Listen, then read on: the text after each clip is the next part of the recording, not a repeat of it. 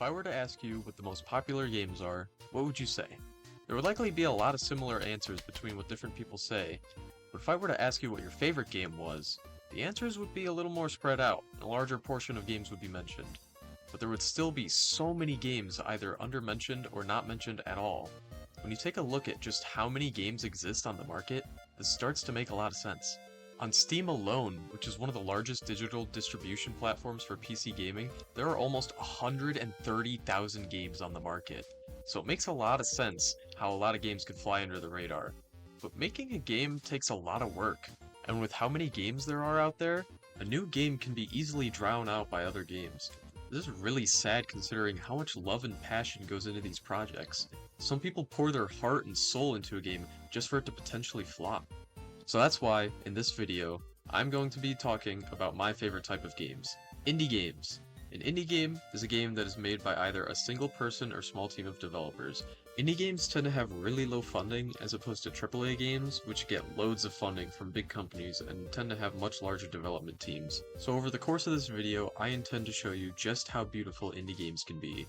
So for the scope of this video, I will be taking a look at 3 different indie games that I believe encapsulate what makes an indie game shine. So that brings us to our first indie game.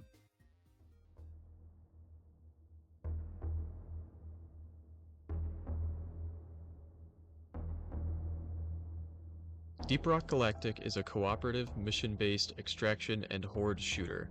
You and up to 3 friends play as dwarves that work for a space mining company. The company sends you on a spaceship called the Drop Pod to different regions of the planet Hawkseas in order to complete missions to make the company richer. There are 4 different dwarves that you can play as, each with their own equipment and specialties. But before being launched through space, your team first chooses a region of the planet to go to and a specific mission to complete. Now, traveling to a planet to complete various tasks doesn't sound too bad, right? Wrong. You see, the catch with this planet that the company is interested in is that it is completely infested with hostile alien bugs, which is why the game is heavily reliant on effective teamwork and communication. Thankfully, the company provides you with top-of-the-line weaponry to take care of any beasties that might come your way. Now you might be thinking, wouldn't a game where all you do is shoot bugs and mine minerals get boring after a while? Well, what this game does really well with is keeping the experience fresh. Each mission has procedurally generated cave systems that are different every time you play. On top of that, there are tons of different upgrades, modifications, and cosmetics to unlock. There's so much stuff to do that I haven't even done everything and I have 500 hours on the game. But anyway, what makes this game so special? Well, on top of the amazing content that's available that I've already talked about, the game does a phenomenal job at building this unique atmosphere that does a really good job at affecting the player's emotions while they play the game. This is done by limiting what the player can perceive. Concealing unknown threats in the darkness of a foreign cave is really effective at keeping an eerie mood to the environment. This is especially amplified when bugs start making terrifying sounds in the distance of the pitch-black cave system. Then, after being on edge while traversing new territories, trying to complete a mission, the sound of mission control cuts through the air, warning you of a huge wave of approaching enemies, as intense music begins to grow. Skittering horde inbound, team. Swarmers, lots of them. The sound of ramping intensity and scary bugs approaching can make players feel more tense and anxious, as the team may hurry to group up and prepare for the oncoming swarm of enemies. Also, speaking of the music in this game is just amazing. It really makes you feel like the main character, making nerve-wracking moments even crazier. Sometimes it feels like you're in a movie. But the gameplay and music isn't the only thing that sets this game apart from larger titles. The community that this game has built is unlike any other. Just about any public game you join will have friendly players in it. They even have a Discord server where tons of players can chat about the game and future updates. Now I could talk about this game all I want, but I think you should experience the game for yourself to see what you think.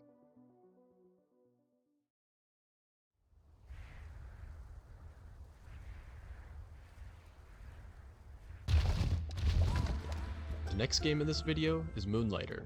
Moonlighter is a top-down roguelite dungeon crawler that has you playing as Will, a 17-year-old orphan who lives at his family shop in the village of Renoka. This village came to be because of a set of 4 mysterious dungeons that appeared one day, filled with loot and treasure. Will, being a curious teenager, wants to explore these dungeons. These dungeons are filled with hostile creatures, but that doesn't stop Will. so you decide to explore these dungeons in search of loot, while trying to make it out alive. You can sell the loot you find in your shop, so that you can make enough money to purchase new equipment.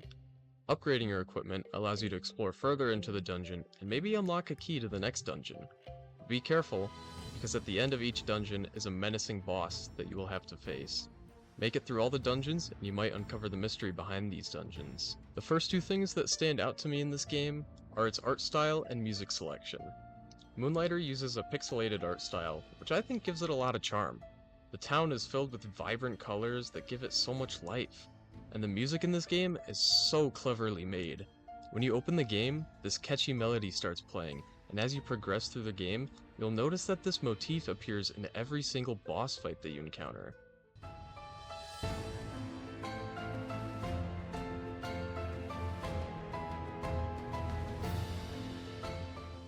You'll also find that each boss has their own rendition of the melody.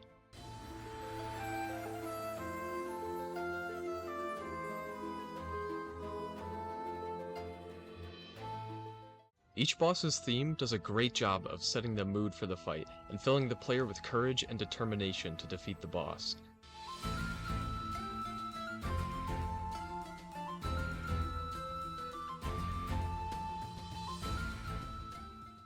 One of the boss's themes doesn't even contain the main melody, but after hearing the same motif at different perilous portions of your journey, you can still faintly hear remnants of the theme.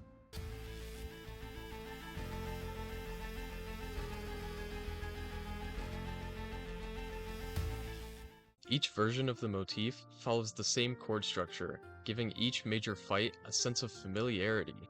But on top of the visuals and music that give this title so much character, the gameplay is really fun too, running a shop during the day and looting dungeons by night. In my opinion, this is a very underrated game that doesn't get as much attention as it deserves.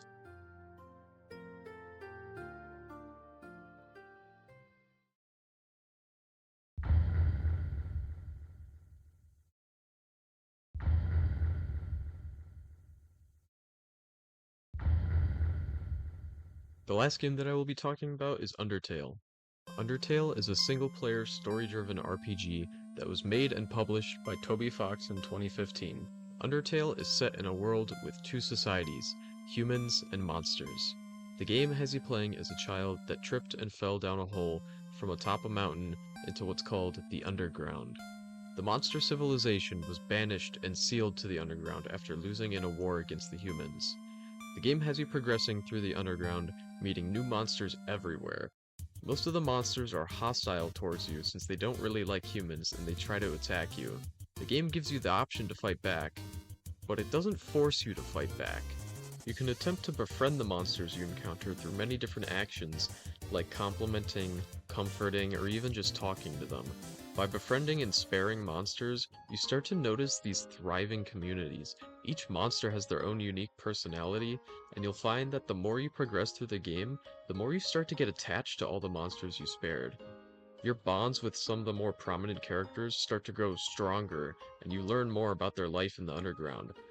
But following a different path could lead to actions that you might regret making, which is why every choice you make in this game, every decision, has a consequence. Now, along with all the charming characters in this game is its music. Now, I know I've talked a lot about music in this video, but I gotta say, Undertale has some of the most emotional and intentional music ever made in gaming history. Each song tells a story, whether it's a song that's associated with a character,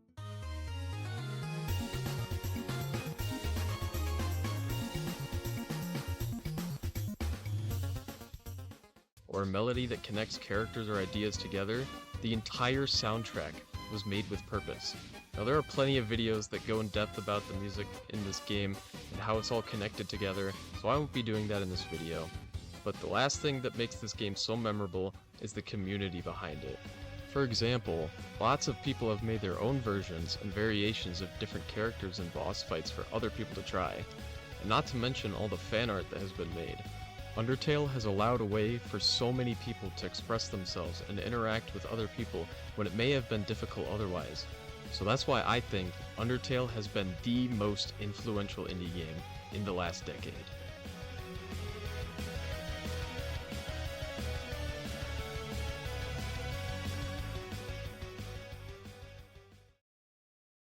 Over the past few years or so, indie games have been popping up more frequently and have been seeing more popularity from players. In the past 3 years, the number of indie titles released each year has been increasing by about 2,000 games per year. With the success of larger indie titles like Undertale, Terraria, or Stardew Valley, independent developers and smaller development studios have been seeing more hope with creating games. But what makes these games so different from AAA titles is that these development teams are willing to take a risk. Indie developers don't have a lot of pressure of publishers whose only interest is in the money influencing their design choices.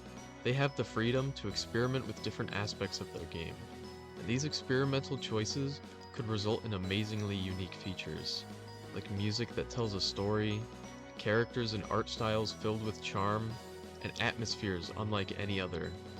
And I think that's what makes some indie games so enjoyable. So the next time you're looking for a new game to buy, give a game you've never heard of a shot. Who knows? It might become your new favorite game.